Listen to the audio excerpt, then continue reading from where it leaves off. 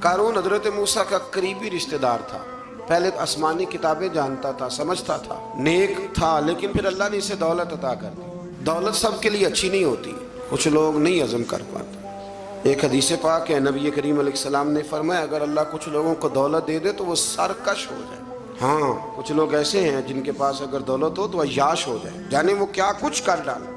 ہر ایک کے لیے اچھی نہیں ہوتی۔ قارون کو دولت مل گئی، اتنا بڑا خزانہ تھا اس کے پاس کہ قرآن کہتا ہے کہ ایک جماعت مل کے صرف خزانے کی چابیاں اٹھاتی تھی۔ یعنی یہ معاذ اللہ کوئی گپ نہیں، یہ قرآن مجید نے بیان فرمایا ہے۔ تو حضرت سیدنا موسیٰ علیہ السلام نے کہا زکوٰۃ دو۔ زکوٰۃ کے معاملے میں لوگ ہیل و حجت سے کام لیتے ہیں، غریب ہو جاتے ہیں، اور کچھ ایسے ہیں جو مسائل جاننے لگ گئے ہیں تو اب انہوں نے اور معاملات کرنے شروع کر دیے۔ اگر گھر کے اندر 10 تولے زیور پڑا ہے تو 5 تولے کا اماں کو مالک بنا دیا، 5 کو بیوی کو مالک بنا دیا، تاکہ 7.5 تولے کی کوئی بھی مالک نہ رہے۔ گنجائشیں نکالتے، زکوٰۃ سے بچتے۔ اللہ تبارک و تعالیٰ معاف کرے، بہانے بازی کرتے۔ اس کو کہا زکوٰۃ دو تو کہنے لگا آپ کی تو میرے مال پہ نظر ہے۔ آپ نے فرمایا تو بڑا بیوقوف ہے، مال تجھے اللہ نے دیا ہے نا۔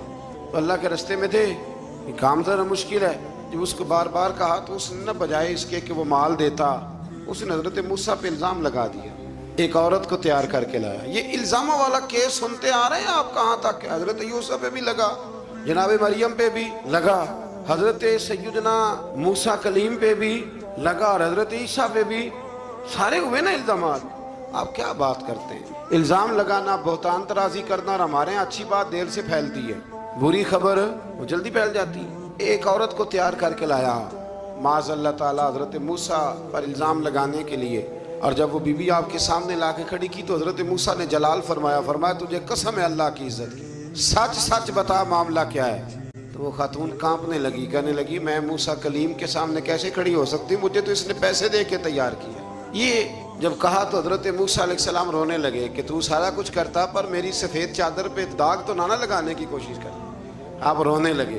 آپ یقین کریں لوگ تکلیف دیتے ہیں، بعضوں کا ایسی بات کرتے ہیں جس کا کوئی وجود نہیں ہوتا، اور آپ کو نہ کردہ گناہ کی سوال کا جواب دینا پڑ جائے کتنی مشکل ہوتی ہے۔ یعنی جو کام آپ نے کیا نہیں، اگر اس کا آپ سے سوال پوچھا جائے تو کتنا مشکل اور کٹھن مرحلہ ہوتا ہے۔ تو یہ کچھ لوگ کر دیتے ہیں لیکن وہ سمجھتے نہیں، کہتے ہیں آپ حوصلہ کریں، آپ درویش ہیں۔ حضرت موسیٰ سے بڑا درویش کون ہوگا؟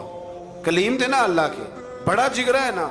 لیکن رو پڑے، کہنے لگے تجھے ایسا نہیں کرنا چاہیے، کہنے لگے اللہ اب اسے سزا دے۔